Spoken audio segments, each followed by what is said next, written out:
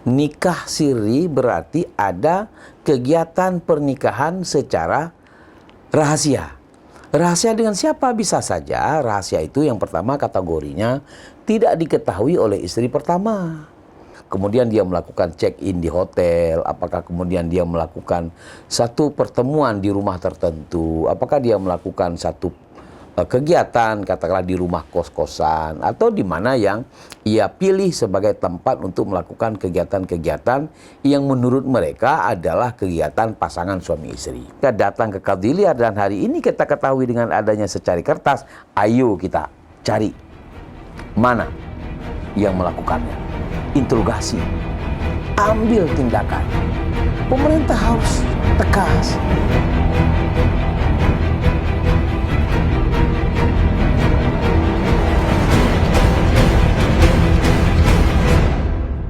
Assalamualaikum warahmatullahi wabarakatuh. Kembali lagi dengan saya Siti Aminah di channel PehTem, tepatnya di episode ke-72 tahun ketiga edisi Kamis 27 April 2023. Bagi rekan yang belum subscribe, silahkan subscribe dan kita masih menunggu komentar yang positif dan membangun pastinya. Bagi rekan PehTem, kita akan membahas isu yang kali ini tengah beredar di tengah-tengah masyarakat Aceh kita tentang nikah siri dan juga anak muda yang suka check-in di hotel, apalagi Aceh adalah provinsi Nanggro Syariah. Nah, kali ini kita akan angkat tema tentang barbar nikah siri demi check-in hotel di Nanggro Syariah bersama narasumber kita Dr. Abdul Syukur MAG. Beliau adalah PTP Subkoordinator PMDT Bidang Pondok Pesantren Kanwil Kemenak Aceh. Assalamualaikum Walid. Waalaikumsalam warahmatullahi wabarakatuh. Apa kabarnya nih Walid? Senang sekali kita jumpa lagi di PehTem, tapi kali ini temanya nih luar biasa menarik. Menarik apa menderita nih Walid? Menarik, tapi di satu sisi menderita bagi orang lain. Oh gitu. Artinya ada orang yang suka melakukan satu kegiatan yang sifatnya menyenangkan, tapi di sisi lain akan menjadi sebuah perhatian bagi orang lain. Inilah yang saya sebut dengan sebuah pertemuan yang menarik pada hari ini. Oke, baik Walid. Ya. Tema kita hari ini barbar nikah siri demi check-in hotel di Nanggro Syariah. Tapi sebelum ke tema kita, saya mau tahu dulu nih pandangan Walid tentang kondisi sih sebenarnya dari masa ke masa, apakah Provinsi Aceh yang dinobatkan sebagai Nanggro Syariah sudah betul-betul syariah nih, apalagi dengan isu-isu yang nikah siri, check-in. Nah, ini. Baik, saya kira tema yang kita angkat hari ini memang menarik betul untuk kita lakukan satu kajian dengan harapan apa yang kita diskusikan hari ini itu ada satu manfaatnya. Kalau kita lihat dari sisi Aceh itu sendiri, dari tahun 1999 ya kalau tidak salah saya, maka Aceh kita sudah mendapatkan satu kehormatan di mana untuk melaksanakan syariat Islam secara kafah. Waktu itu masih dengan gubernur kita Pak Abdullah Putih pada waktu itu. Sampai hari ini memang Islam kita di Aceh ini dianggap suatu pelaksanaan syariat Islam di antara provinsi-provinsi yang dari Indonesia dengan kategori provinsi yang murni melaksanakan syariat Islam secara kafah.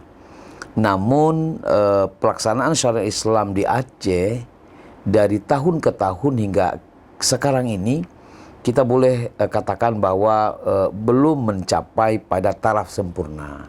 Tapi pelaksanaan syariat Islam di Aceh ini sudah baik, sudah bagus, namun ada hal-hal kecil yang belum terlaksana dengan baik. Hal-hal itu misalnya terkait dengan persoalan pendidikan misalnya. Pendidikan agama Islam itu belum terlaksana dengan sempurna dan baik. Kita belum mampu melaksanakan prosesi pendidikan yang berdasarkan kaidah orang Aceh sebagai wilayah, sebagai provinsi otonomi khusus yang memiliki hak istimewa. Persoalan-persoalan hukum kita sudah punya mahkamah syariah. Kita sudah punya pengawas daripada pelaksana syariat Islam. Kita sudah punya wilayatul hisbah. Yang WH itu tidak kita peroleh di provinsi lain. Hanya kita yang ada di provinsi Aceh itu karena kita adalah memiliki otonomi khusus untuk melaksanakan syariat Islam. Kita hari ini dari sisi adat istiadat, budaya, kita alhamdulillah ada Majelis Adat Aceh yang mengelola tentang keistimewaan adat daripada kondisi keistimewaan itu sendiri. Oke. Ya, Bu Alid, tapi ini terkait tema kita barbar nikah siri. Kan ini ada beberapa berita ya pemirsa PTM kita lihat di media massa ataupun media online, ada anak muda justru ini Walid yang memang melakukan check-in, padahal di sini tuh juga dikatakan sudah nikah siri. Soal nikah siri, apa sih nikah siri? Ya itu Walid harus jelaskan dulu. Baik. Jangan-jangan apakah nikah diam-diam atau nikah dengan penderitaan? Luar biasa, memang selama ini kita dihebohkan dengan istilah-istilah baru yang dikenal dengan sebutan nikah siri sebenarnya. Bukan nikah siri ya, nikah siri. Ya. Nikah siri. Ya, di mana nikah siri itu sebenarnya kata-kata siri itu adalah rahasia. Nikah siri berarti ada kegiatan pernikahan secara rahasia. Rahasia dengan siapa? Bisa saja rahasia itu yang pertama kategorinya tidak diketahui oleh istri pertama. Yang kedua bisa makna rahasia pelaksanaan nikah yang dilakukan itu tidak diketahui oleh khalayak yang ramai. Dan ini yang disebut dengan nikah siri. Persoalannya hari ini adalah apakah nikah yang dia lakukan itu secara diam-diam sah atau tidak? Ini yang menjadi satu persoalan. Jangan kita bicara dulu bahwa apakah kemudian dia melakukan check-in di hotel, apakah kemudian dia melakukan satu pertemuan di rumah tertentu, apakah dia melakukan satu kegiatan katakanlah di rumah kos-kosan atau di mana yang ia pilih sebagai tempat untuk melakukan kegiatan-kegiatan yang menurut mereka adalah kegiatan pasangan suami istri. Nah, kita kembali kepada yang kita sebut dengan nikah siri dulu. Islam itu mengatur bahwa untuk nikah sah itu harus memiliki rukun. Yang pertama harus ada calon daripada mempelai perempuan. Yang kedua harus ada yang namanya mempelai laki-laki. Ini harus real. Kemudian yang ketiga harus ada wali. Nah, dinikah siri. Nah, ini persoalan nih yang perlu kita diskusi ini. Yang keempat ada saksi. Dan yang kelima itu ada yang namanya ijab kabul. Nah, ketika salah satu di antara 5 rukun nikah ini cacat, maka itulah yang kita sebut kemudian di dalam hukum Islam itu nikah yang tidak sah. Nah, pertanyaannya, ketika ia melakukan atau ia datang pada seseorang yang dalam tanda kutip ya disebut orang itu adalah qadhi liar. Nah, bagaimana maksud liarnya itu nanti kita bahas. Yang kita mendengar ucapan adanya qadhi liar. Nah, ketika seseorang kepingin melakukan pernikahan, dia datang kepada qadhi liar. Bukan datang kepada qadhi liar itu siapa sih? Nah, inilah yang kita nih perlu cari nih rame-rame ini. Yang mana si qadhi liar? Karena namanya liar. Setelah qadhi lari-lari dia. Kan liar itu namanya. Itu istilah apa sih itu, Walid? Ya, qadhi liar itu adalah sebuah istilah karena memang rahasia, tersembunyi, tidak diketahui oleh orang ramai. Nah, ketika seseorang itu datang pada qadhi liar, kita tidak tahu di mana ada posisi qadhi liar. Dan ini barangkali nanti ada tugas teman-teman yang mengawas pelaksanaan syariat Islam termasuk WH nantinya. Qadhi liar ini ketika ia didatangi oleh pasangan untuk minta dinikahkan, saya kira dia tidak punya hak karena bukan anak dia. Tidak punya hak untuk melakukan menikahkan, mengijab kabulkan anak orang. Dia juga bukan sebagai seorang wali hakim. Oh, berarti qadhi liar itu bukan seorang wali nikah. Bukan seorang wali nikah. Yang dia yang menikahkan. Harusnya. Tapi itu bukan disebut wali yang menikahkan. Bukan. Nah, jadi inilah yang perlu kita kaji. Harusnya seorang yang ingin menikahkan orang lain, ya, tidak hanya pada qadhi liar, di kantor KUA saja ketika ingin menikahkan anak pasangan yang sah, maka seorang KUA ini harus memanggil pada orang tua kandungnya. Ya, mereka didudukkan dulu. Apa betul ini anak kandung? Oh, betul. Kalau betul anak kandung, nanti pada saat acara pernikahan, bapak yang menikahkan. Pak KUA itu duduk sebagai pencatat. Ketika nanti ada hal-hal tertentu, baru wali daripada si perempuan ini mewakilkan kepada Pak KUA, mewakilkan kepada mereka untuk melakukan ijab kabul pernikahan dengan pasangan calon lintu yang ada. Nah, kembali kita kepada persoalan tadi yang kita sebut dengan qadhi liar. Nah, ketika seorang qadhi liar, idealnya dia tidak menikahkan secara langsung. Dia harus melakukan kontak komunikasi dengan ayah kandung si perempuan dulu. Ayah kandung si perempuan. Dia harus telepon. Dan si qadhi ini idealnya harus sampaikan dan minta nomor HP pada si perempuan ini. Di mana orang tuamu? Apa persoalan kamu harus minta dinikahkan? Apa orang tuamu tidak setuju? Nah, kalau begitu ada abang kandungmu enggak? Dia harus melakukan kontak bicara dulu dengan orang tua si perempuan. Dia minta izin, diberi izin enggak kalau iya si qadhi ini untuk melakukan pernikahan. Kalau si orang tua si perempuan ini memberi izin kepada si qadhi, maka ini baru kemudian si qadhi ini bertindak sebagai hakim. Bertindak ya atas nama orang tuanya untuk melakukan pernikahan. Artinya kalau udah dapat persetujuan sah dong? Sudah ada persetujuan dong. Ini kalau seandainya tidak mendapatkan persetujuan, si perempuan itu dia datang dengan seorang calon kepada Pak Qadhi, lalu dia minta, tolong Pak Qadhi nikahkan kami. Jadi seorang qadhi yang begitulah yang kita sebut dengan qadhi liar. Sebenarnya di negeri syariat ini idealnya tidak ada. Dan kenapa berani qadhi liar itu menikahkan orang lain? Apakah dia dibayar? Saya kira ini apa unsur-unsur yang menyebabkan keberanian mereka. Ini harus kita lakukan Karena satu kan penelitian. dia juga terlibat dengan hukumnya Allah. Benar. Kita tidak paham apakah ada pembiayaan. Kita tidak paham. Kita belum melakukan yang namanya penelitian langsung. Berapa diambil biayanya, siapa yang menjadi di mana melaksanakan kegiatan, siapa orangnya, apakah ada di kota Banda Aceh atau di pinggir kota Banda Aceh. Kita kan tidak paham. Nah, hari inilah tugas kita sebagai pemerintah, saya kira.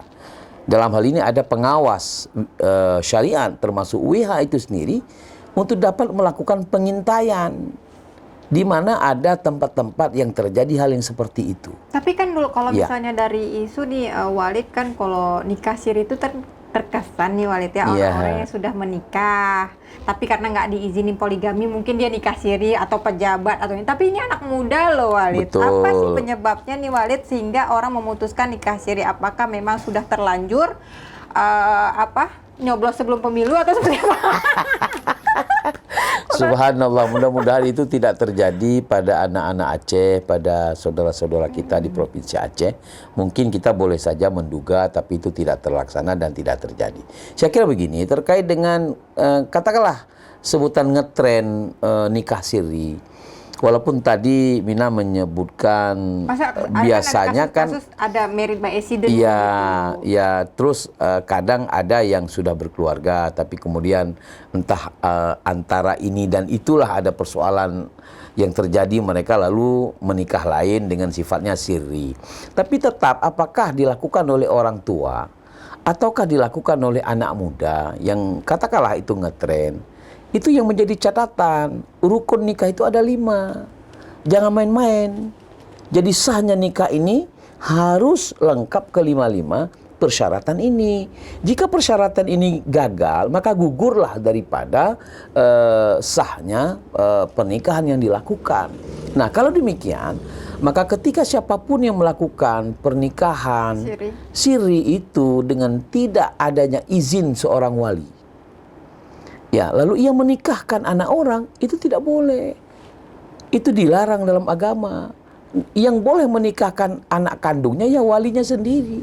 Ayah kandungnya, ketika ayah kandungnya tidak ada yang lain, siapa? Abang kandungnya. Kalau abang kandungnya tidak ada yang laki-laki, yang ada adiknya yang laki-laki, maka adiknya yang laki-laki itu yang menikahkan. Tidak ada adik kandungnya, tidak ada abang kandungnya, mungkin ada pamannya. Nah, prinsip untuk melakukan pernikahan itu pada dasarnya adalah harus dilalui dengan persyaratan dan rukun nikah yang kita sebutkan tadi kan rukun nikah tadi ada 5 ya. Ada 5. Ada 5 ya Walid ya. Ya. Tadi yang satu yang membuat tidak cocok di syarat nikah siri itu adalah walinya. Betul. Selain itu Walid? Mungkin ada yang kedua, persoalan saksi. Saksi? Iya, persoalan saksi. Siapa yang jadikan saksi pada hari ini? Apakah ada orang-orang yang memang dipasang khusus atau dicarikan khusus, atau di mana ada saksi-saksi sewaan misalnya, supaya untuk melegalkan satu pekerjaan. Yang kemudian dari kegiatan itu yang terkesan bahwa saksi sudah ada, kemudian izin wali sudah ada, yang kemudian dilakukan pernikahan. Saya kira sebagai negara kesatuan Republik Indonesia, Aceh yang menerapkan syariat Islam dengan adanya pengawas syariat itu, saya kira ini harus ada orang-orang tertentu untuk dapat melakukan pengintaian. Siapa dan di mana yang melakukan kegiatan ini, dan kemudian harus kita interogasi peristiwa-peristiwa yang terjadi itu untuk tidak terjadi serta-merta. Saya tidak sepakat kalau memang menikah itu jika tidak ada walinya. Saya tidak sepakat. Sekalipun itu siri misalnya. Ataupun kemudian jika lengkaplah persyaratan ini, maka itulah pernikahan yang sah. Apalagi yang lebih bagus ketika dinikahkan oleh ayah kandungnya si perempuan itu. Katakanlah di tempat qadhi, orang tua kandung si perempuan ini datang di si qadhi tertentu lah. Katakanlah dia tidak datang ke pemerintah. Walaupun ini adalah sesuatu tindakan yang salah. Karena harusnya negara kita sudah mengatur seluruh penduduk kita yang ingin melangsungkan pernikahan bagi umat Islam itu harus melalui kantor KUA. Kalau seandainya selain daripada umat Islam, ada kantor pencatatan sipil. Teman-teman kita, saudara-saudara kita yang Hindu, yang Buddha, yang Katolik, yang Protestan, mereka lewat pencatatan sipil. Namun pencatatan itu harus dilakukan dengan baik. Umat Islam harus lewat kantor KUA. Kenapa harus tempat qadhi liar? Memang si Minah kemudian kan begitu setelah dinikahkan, dimatjaromalimkan, kan gitu, diberikan secari kertas. Kertas apa tuh, Walid? Ya, secari kertas itu sebagai tanda bukti bahwa sudah dilangsungkan pernikahan. Tapi kan ilegal. Nggak ada buku. Tidak ada buku nikah di sana. Qadhi liar tidak punya kekuatan hukum apa-apa, karena justru itulah namanya qadhi liar. Nah, kalau seandainya seperti itu, Walid, artinya orang yang nikah siri dengan tanda hanya selembar kertas itu, apakah misalnya bisa check in di hotel?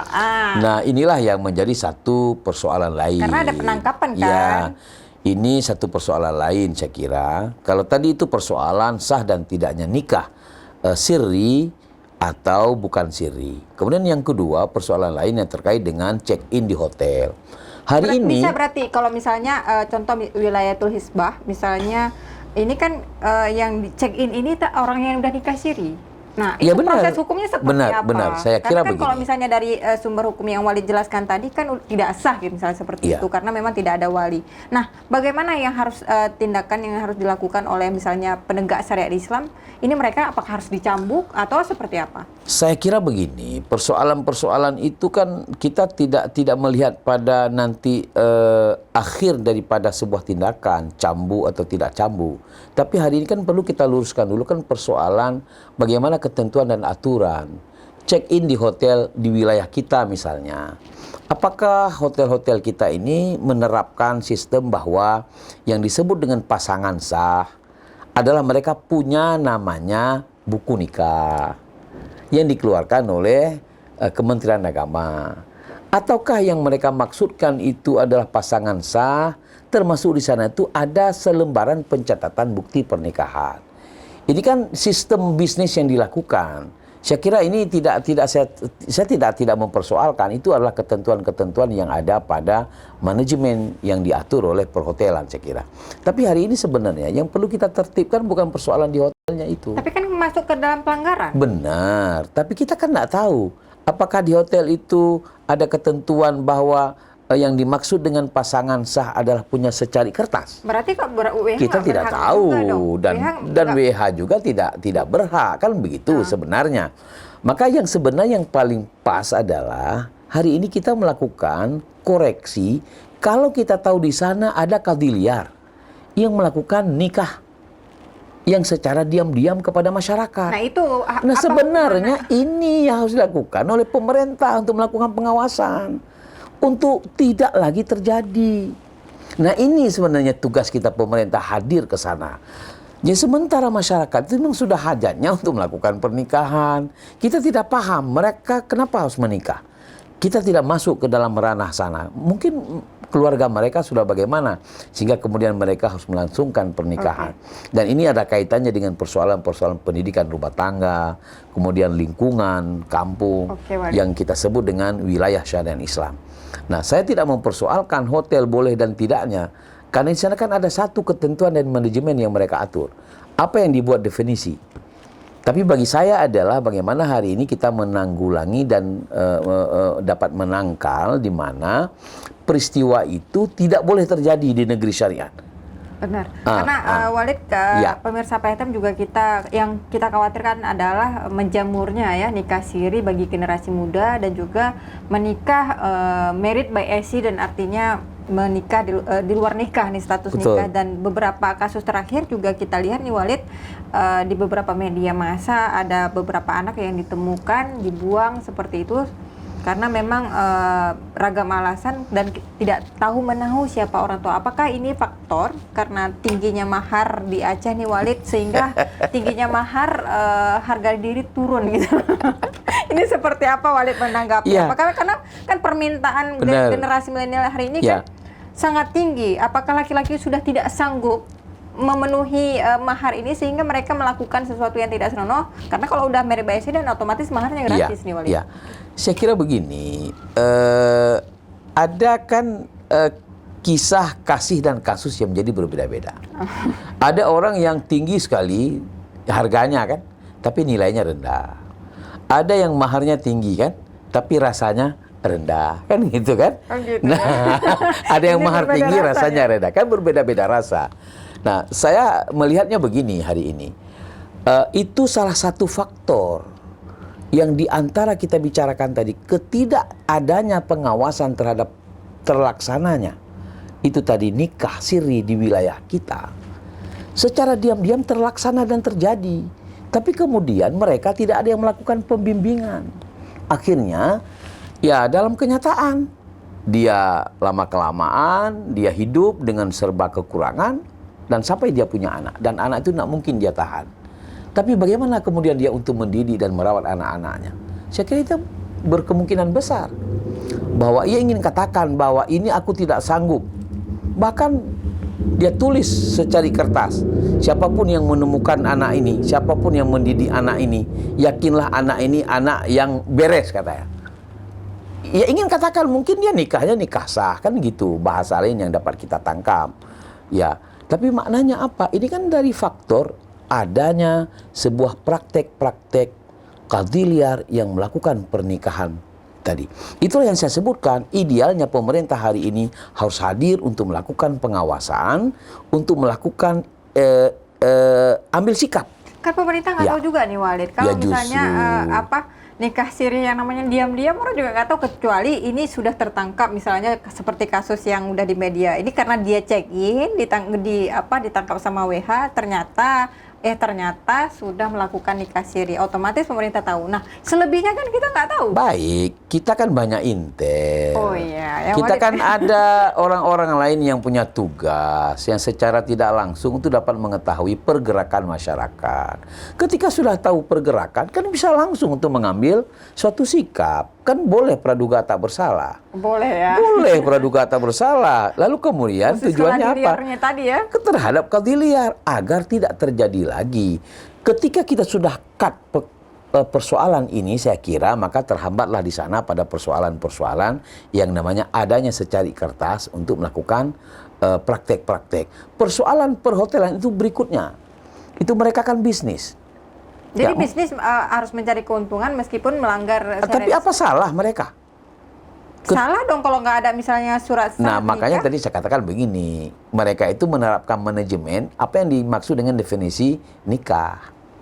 Apakah mereka harus melampirkan buku nikah? Berarti atau mereka itu ya kan dengan secari kertas. Kalau di aturan mereka bahwa buku nikah, lalu kemudian dia menerima secari kertas, berarti dialah yang aturan hotel atau aturan dinas? Aturan hotel dong. Kalau bicara aturan hotel, bagaimana dia menerima tamu? Tapi kemudian aturan kita di kita sekarang ini adalah bagaimana kita menghindari agar masyarakat menikahnya ke kantor Tapi KUA. bisnisnya kan harus berdasarkan syariat Islam juga. Benar.